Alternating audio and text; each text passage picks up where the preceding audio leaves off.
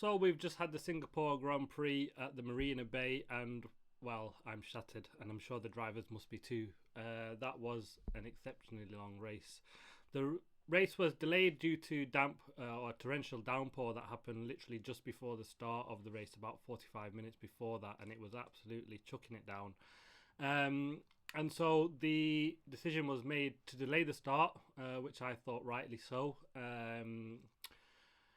But again, I think the FIA have played it far, far too safe. I mean, what is the point in having wet tyres if we're just going to, every time we have a wet race, we'll start on inters? Because by the time the race start was delayed by an hour, by the time we got to the start of the race, everybody started the race on intermediate tyres. So why have wet tyres? I mean, you're lugging them around all around the world for this reason. And I did believe that it was the right decision to delay the race, because there's no way they could have raced when it was initially wet. And I've normally been more sceptical about the FIA in these decisions, but again, I think they've gone far, far too safe. We can't have a wet race and then say it's far too dangerous to race and then everybody's starting on intermediate tyres. It doesn't work. You need to fix it. If the drivers think it's too dangerous or whatever, or go out there and check it out, but not just say, well, it's too dangerous, we're not doing this. But when we finally got going, what a cracking race we had. The big mover at the start was Sebastian Vettel. He moved up 5 places to P8. He got a mega move done. Perez got the jump on Charles Leclerc down into the first corner.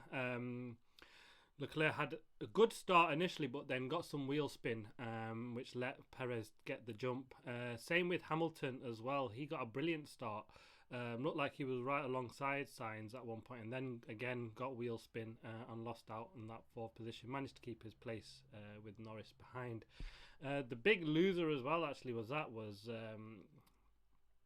in the start was Max Verstappen. Normally one that does get away really well, but he just seemed to get in almost anti-stall and then got going, and he was like at the end of lap 1, like down into 12th place, and that really was the start of a scruffy afternoon for him and Lewis for that matter. Albon, the only incident on lap 1, we've seen him go off track at the back, but did recover well. And then it was a pretty steady race. Everybody just stayed on the intermediate tyres because it was waiting to just see when this switch would come to go from the inters onto the dries. And it just seemed like it would never ever come. George Russell, who was just had a scruffy race, was the first to jump. He went in a 29.30, something like that. He went on to the slicks, and it didn't work. I mean, he was miles off the pace in the end. He should have. I mean, he was about 15 seconds off the last driver at that point. Should he have really stuck with it? That's what he was saying. He said, if we come in, then we may as well just call it quits. But by the time the dries were really ready to use, he was more than a minute behind, and it's a 27-second pit stop. Yes, you would have lost time, but again, you would have been on the right tyre. You would have made up or closed the gap at least, rather than just falling further and further behind.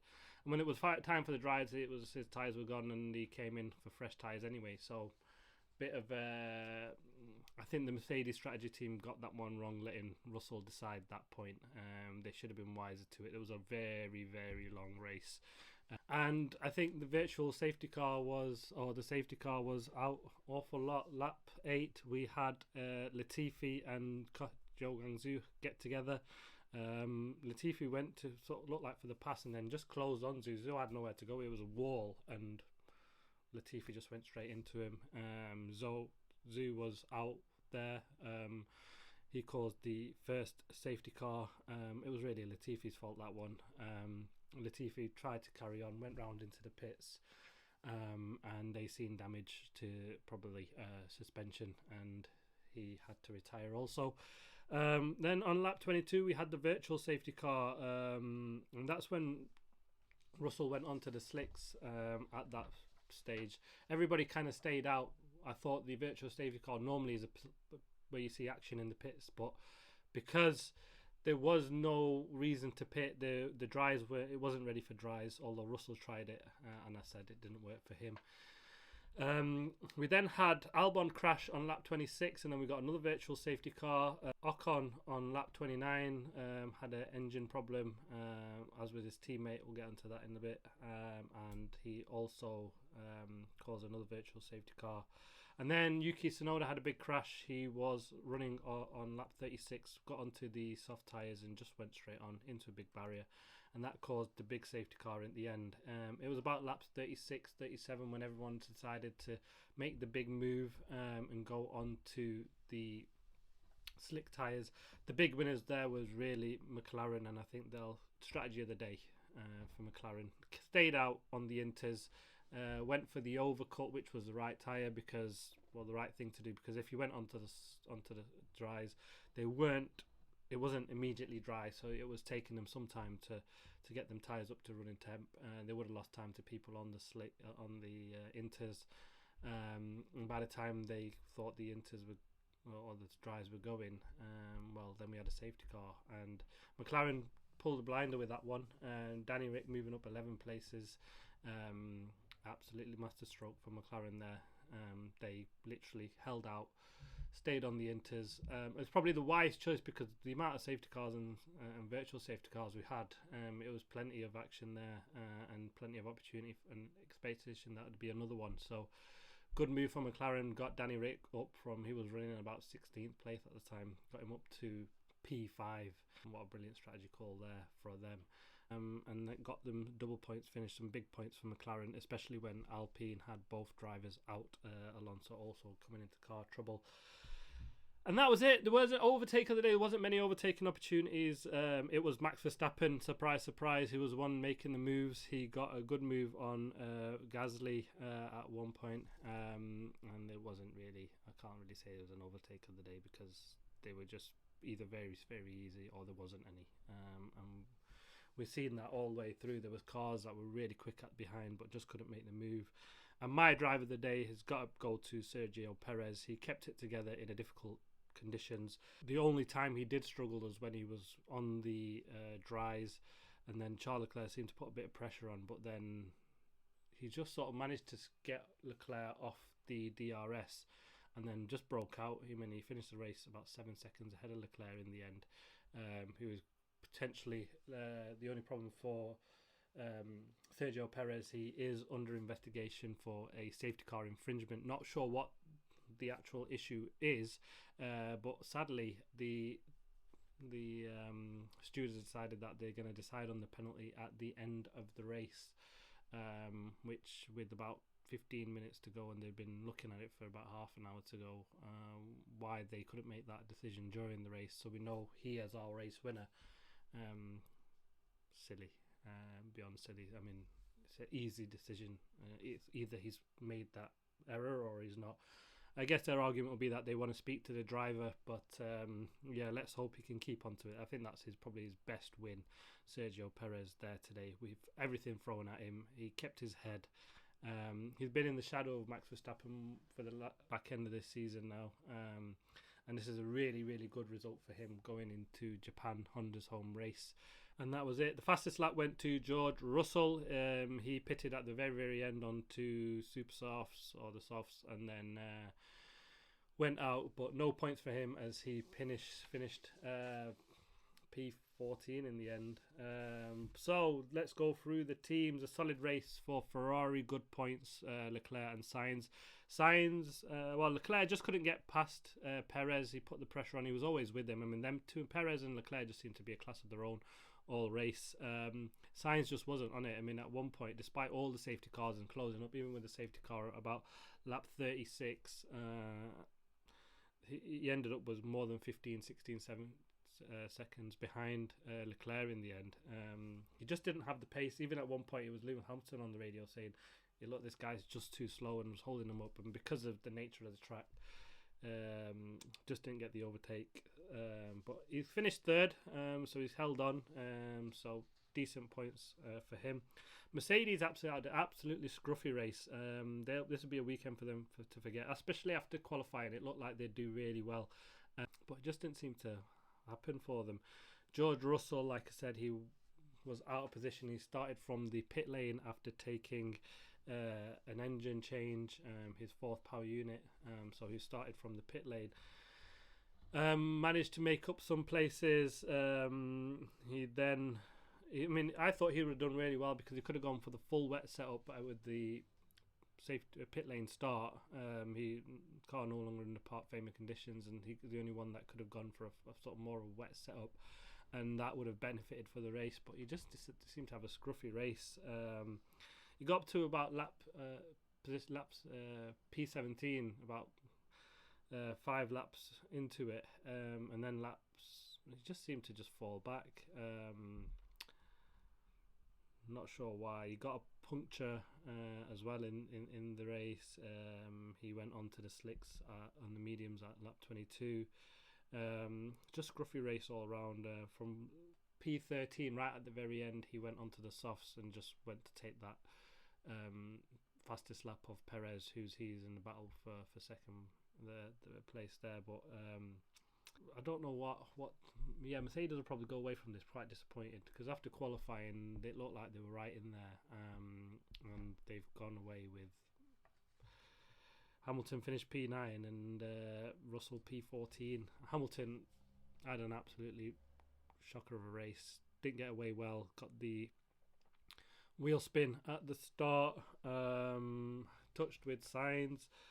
He had issues, started to say he had issues with his tyres early on. He was sort of saying to the team that, look, I told you we shouldn't be on these inters. I think he was the only one that sort of wanted to go on the wets. Like I said, Mercedes having trouble getting these tyres into the right operating window in terms of tyre temperature, and he just wasn't happy from there. He then made a mistake. He went straight into the barriers. It was really up close behind Sainz at that point, 1 second behind. That dropped him down behind Norris, in between Verstappen, had a broken rear wing, and that's where the sort of crucially for Hamilton it was at the point where it could have gone from from the softs, from the inters onto the dries. So in that way, he sort of managed to just eke that out and change the safety nose wing, and then he ended up back in P9. Managed to get a couple of places, and then he was in the battle with Vettel and Verstappen, with Verstappen behind right at the very end. He went to make the move on Vettel, and I think he should have known better, being a 7-time world champion that he is, that there's only one racing line. It was dry and wet everywhere else in the braking zones. He tried to go around onto the wets, and then he lost the position to Verstappen. Ended up back in 9th and didn't make it. And so an all-round scruffy race from him. And then onto the Red Bulls, and they'd have a very mixed race. Max Verstappen, again, just like Lewis Hamilton, absolutely poor start. Then made up places. He was the only one doing the overtaking. He was about 12th after lap 1. Made some good overtakes, got up to P9, got held up behind Vettel then for quite a long time, managed to pass him, and then he was in a good battle with Alonso, but just couldn't get ahead of Alonso, and he was stuck behind him for a very, very long time, unfortunately. And then Alonso's engine went, managed to release him. He was then quickly up at the back of the driver ahead. He then, on the restart of the safety car with his softs, went for a move down on Norris, absolutely locked his brakes, run into the runoff area, and then that shot his tyres. He then had to pit again just immediately after the safety car, and then ended up last. But then he did recover well from 14th to get back down to P7 in the end, which is quite a good result. He's managed to get Vettel right at the very end on the last lap. And yeah, Perez, driver of the day, kept it clear, got first off the start. As I say, probably one of his best drives, given everything that was thrown at him there this race. Safety cars, virtual safety cars, when were they ever going from a wet to dry track, just kept it together, and a brilliant win for him. McLaren, like I said earlier, absolutely mastered it with the strategy today. P4 and 5, excellent result for them. It will be brilliant for them getting right in the mix, especially after Alpine had a shocker this weekend. Norris had a really quite a decent start, was steady Eddie all round, comfortable in fourth place or fifth place at the time behind Hamilton. No real pressure from behind and not really pushing. Hamilton didn't have the pace at that point. But they played in a blinder with the pits, stayed on the inters, switched onto the dries at the very end. Norris moved up that position, obviously after the Hamilton issue, and Danny Rick, the big winner with that call, got up to fifth. So some good results for him after a really poor qualifying yesterday. So worked out well for Danny Rick. Alpine, double DNF, engine issue for Alonso. He went out on lap 21. Which then released Verstappen, and Ocon again on lap 28 just had it looked like again another engine issue, so poor from him. Haas got no points this weekend, despite both drivers finishing. I think that's the only positive they'll take from it. It looked like quite a promising weekend after qualifying yesterday. They couldn't keep their cars in the points though. Kevin Mag finished in 12th and Mick Schumacher in 13th. Mick Schumacher was absolutely miles behind, but the only thing that he can take is that he was the only rookie to really finish this race. So yeah, positive from that front only. Aston Martin, again with McLaren, absolutely brilliant. Top points finishes for them. Stroll, they had a solid race, to be honest, wasn't really in the mix in any point, but finished in P6, just kept out of trouble, and really good points for him. And Vettel, who was P7, lost out to Verstappen in the end. Shame, he just couldn't hold on, and it would have been an absolute brilliant finish for them, P6 and 7 for Vettel there. Just got picked by Verstappen, so a finish for P8 for Vettel. But a really decent weekend there from them. Alpha Tauri, Gasly finished in P10. He got a point. P7 he started, so he went backwards. Had a so-so race, a decent race, just got a point at the end, which was a tricky race all round for everybody. Yuki Tsunoda had the crash, like I said, which caused a safety car at lap 36, and he was out. Alfa Romeo, not a great weekend for them. Zhu got taken out on lap 8 by Latifi, and Bottas just struggled again. He ended up P11 in the end, but just had a so-so race. Didn't have the points for the pace for the points this weekend. Just not there in the wet, and when it did dry, they were just sort of there, solid. Williams, both drivers out. Are really again not a weekend they want to remember. Latifi got a puncture with the incident, and then went out with damage.